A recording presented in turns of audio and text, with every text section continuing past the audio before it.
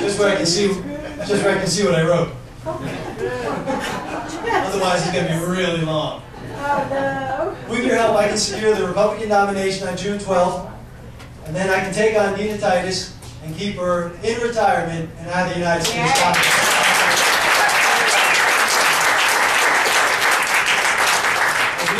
We can all agree that somebody who earned the nickname of Tax Us has no place in the United States Congress, and for that matter, she doesn't have any place in any public office anywhere at any time.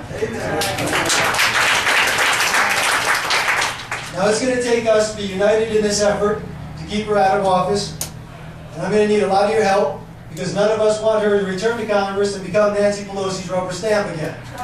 We had plenty of that before, we don't need it anymore. Now I'm going to ask three things of you tonight. I'm going to ask for your vote in the primary and the general election. I saw you ready there. I said, okay, I'll wait for it. Second is that I'm going to ask you to sign up to be a volunteer to help me out. I've got a special initiative over the course of the next 2 weeks, and I need a lot of people to help me make a lot of phone calls. And the third is I'm going to send around Nina Titus's retirement fund, and I'm going to ask you to contribute to it so that we can help keep Nina out of the Congress and back somewhere in Nevada very depressed and annoyed. Now, as that's going around, I'm going to tell you why I'm running. Like everyone here, I love my country, and it's in trouble. We all know the problems and the crises, and we also know that the folks in Washington are not solving those problems. In 2008, the progressive liberals took over Washington. They jerked the steering wheel to the left, a very hard left, stepped on the gas, and they started heading us over a cliff. Now in 2010, we were able to elect 88 new Republicans, and they were able to tap on the brake a little bit. They kind of got the steering wheel a little bit more to the right. But the fact of the matter is, there's still too many liberals in Washington, D.C. controlling things. In this election year, we've got to send many more Republicans to Washington in order to get the wheel back under our control and get our country back to safety. I want to be one of those Republicans. Now, as a naval officer with 25 years of experience, I've got a lot of leadership, management, and strategic planning skills that I want to bring to bear. Now, on the other hand, our opponent to be, Nina Titus, has accomplished three things. Three little things in the same 25 years. She's voted for every tax that she could possibly find. She's gotten a government paycheck at every opportunity she could find. And she's become the top 1% of our country.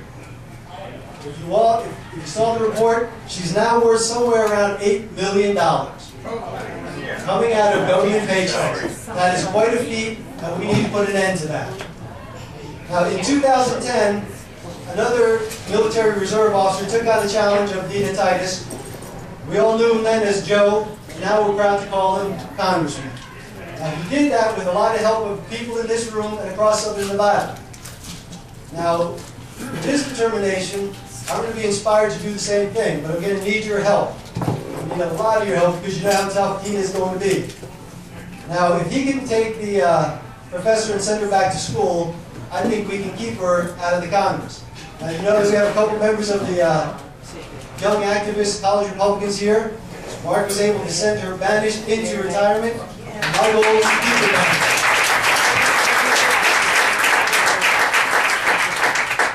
Now, on June 12th, we Republicans have to elect a candidate, or nominate a candidate, who can do that. And I want to earn your trust, your support, and your vote tonight to be that candidate. I offer a record of service to our country for 25 years. After I graduated from Notre Dame, I was commissioned an ensign in the United States Navy, and I started my very long career. I know what it's like to be overseas, thousands of miles away from your home, your family, your friends, your community, your life, for months on end, and oftentimes in some of the worst parts of the world that you really don't want to go to. I also know the kind of toll that it takes on the individual service members and their families. I know I've got a good buddy of mine named Dave, who was one of the most outstanding, gregarious guys when he started one of his deployments. I saw him a couple years later after a tour in Iraq, and he was a disaster. I mean, it was so bad he even went back home and sold his Harley Davidson. Now, when a man sells his Harley Davidson, you know that things are not going well. But I also deployed with a guy named Tyler, who was a member of my reserve unit. About 7 months later, I wrote his eulogy. and it was 11 days before he was due to return to his wife. So I know the sacrifices that are made, I know the toll it takes, and I believe we need more members of the veterans in the Congress who understand these things and will make sure that we take care of veterans and their families.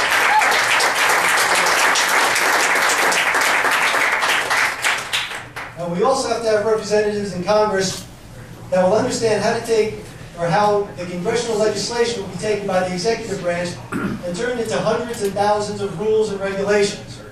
I happen to have a lot of experience with that because of my job with the Secretary of the Air Force. That's exactly what I did.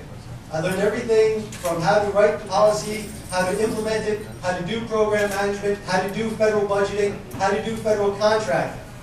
I also learned how to be a really good steward of the people's money. The fiasco with GSA and their scandal here would never have happened in our office because it's insane. We always had the Washington Post test where if something happened, would you be okay with it showing up on the Washington Post front page? Well, obviously, the folks that are there now don't quite understand that, and they're more than happy to take thousands of our dollars and spend it on mind readers for the brainless. So we just don't need that kind of activity going on. Now, I kind of wonder if our opponent, to me, Nina Taxis-Titus, really still grasps the fact that things like cash for clunkers and clowns for conferences are just not the way to spend the taxpayers' money. We need representatives who are much more sane. Now, this campaign could be very negative. We could vote for it could be really negative. For me, by me, and about me, to say the least. And I'm just waiting to see what will happen. But the fact of the matter is, I want to focus on the solutions, because that's what the people really deserve. One day, right? The real issues out here, and I'm sure you are in alignment with them, is that we need jobs for our people, access to credit for our businesses, smaller government, less spending, fewer regulations, and a gargantuan dose of common sense. Now,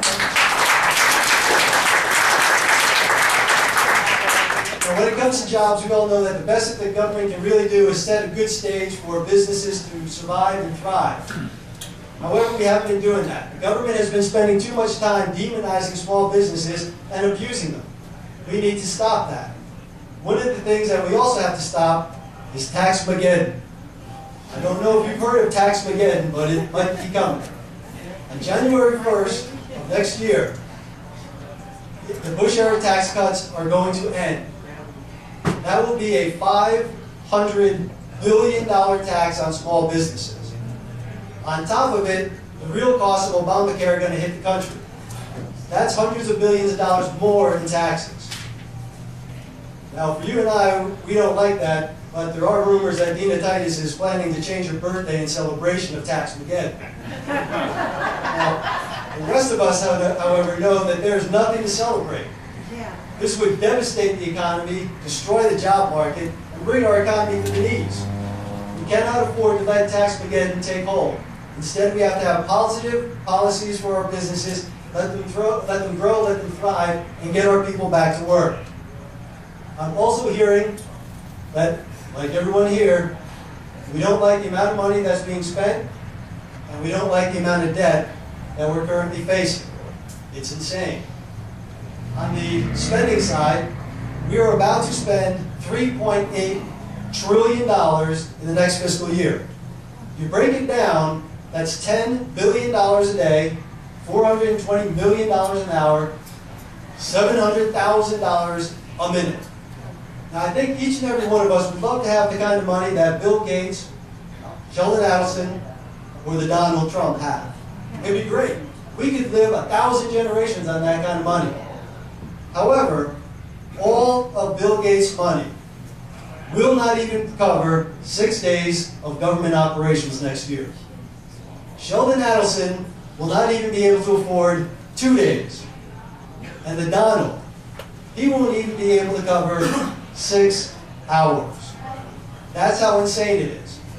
What's really bad about all this federal deficit is we've got nothing to show for it.